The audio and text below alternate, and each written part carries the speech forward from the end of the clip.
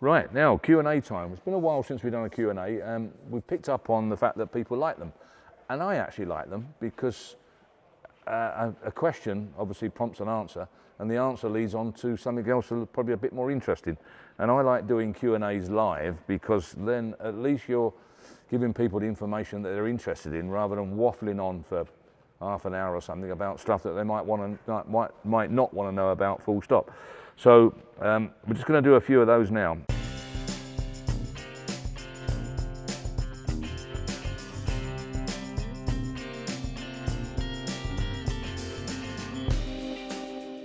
And the first one I see here, do you still use the garage at Rillington? Well, basically, no, we don't. We use it for storage. It's a dumping ground, unfortunately, and I'm embarrassed and ashamed to say that there's vehicles over there that shouldn't have been left over there all this time. But it is fairly safe and secure, and you need somewhere to put excess vehicles, or the vehicles that you don't particularly want to sell, that you're keeping for a bit of a rainy day, you're keeping for some time to actually improve on them, put them back on the road and what have you, and bring them back to their former glory, if you like.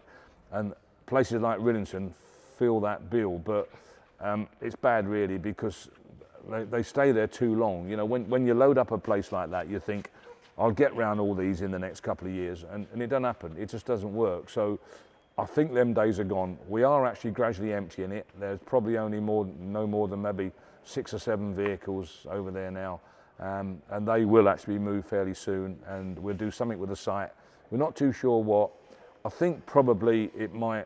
I hate to redevelop brownfield sites. I think it's completely wrong, especially garages, because they're part of our heritage, and that garage goes back many, many years, 70, 80 years and more.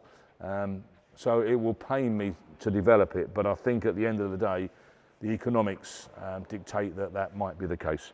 So yes, we are still using it in some way, shape or form. That was from Neil Sharp. Linda Barnard, who has the most annoying driving habit?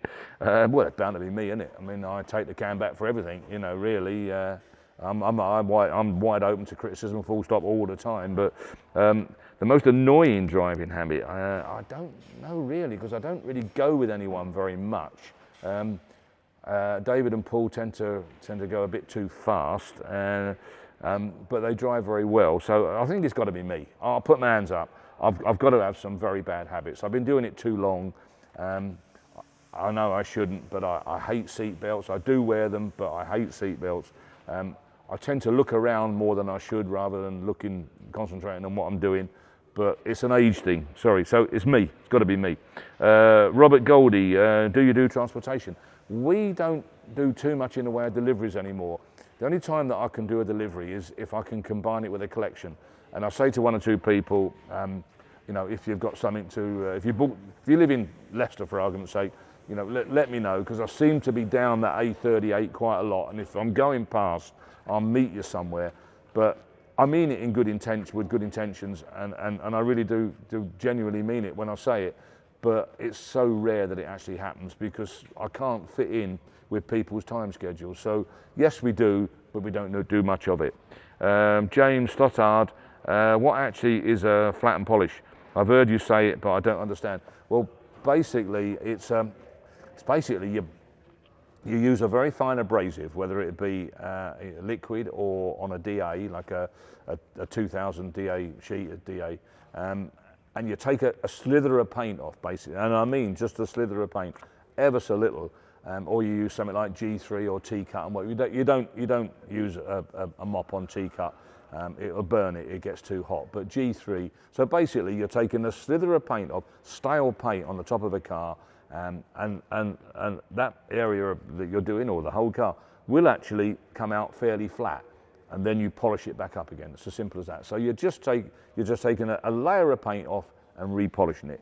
It's fairly simple and straightforward. We will do it maybe one day on camera, because it'd be quite interesting, especially if we use a DA on some, you know, maybe old paint or some very new paint come to that, and you'll see the difference when it's finished.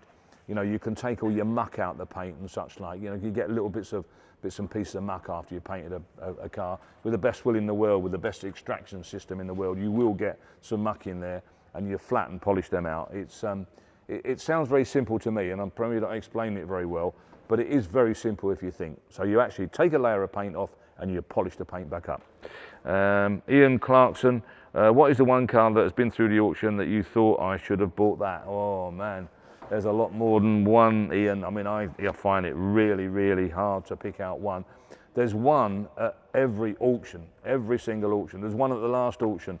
It was an Alvis, a 1250 Alvis, 4-seater tourer that sold, I'm pleased to say, for something like its value. I was really concerned because, again, being pre-war, auctions like us can't really do pre-war values justice. No one can. They aren't achieving what the car is actually worth. I keep on saying this, but it's a fact. That one actually approached its value. I think it went to maybe 12 or 13,000. The car was worth 15,000, so it was getting there. So I'd love that car. It was so honest and original. Not mint, nothing like Concours. In fact, to make it nice, you'd paint it. But it was so, the patina, I don't like that word patina either, but it's used quite a lot, and I think people understand that word patina. I don't like using it, but there you go. And it got plenty of that, and it wanted leaving exactly as it was. So I think, have we got some more? Just to say, oh yeah, we got some more. Here we go. Stephen Fletcher, what type of chamois leather do you use? We don't anymore. We don't. Chamois and leathers, as we called them, were the only thing, cloth, whatever you want to call it, that you could dry cars off with. You couldn't actually dry them with anything else, really.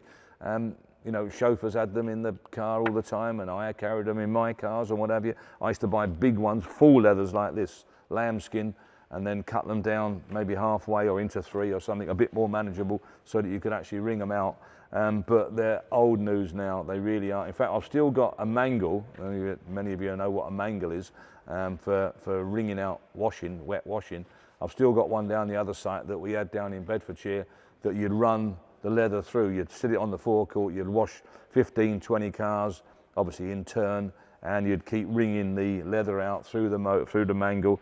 I can see it being done now because it was quite hard. You know, some leather's quite thick and it wants a bit of turning, and the guys that have not got very strong hands struggle with it, but we don't. We use, I can only describe them as scrims, I think, like window cleaners use, and it is so good, it's so effective.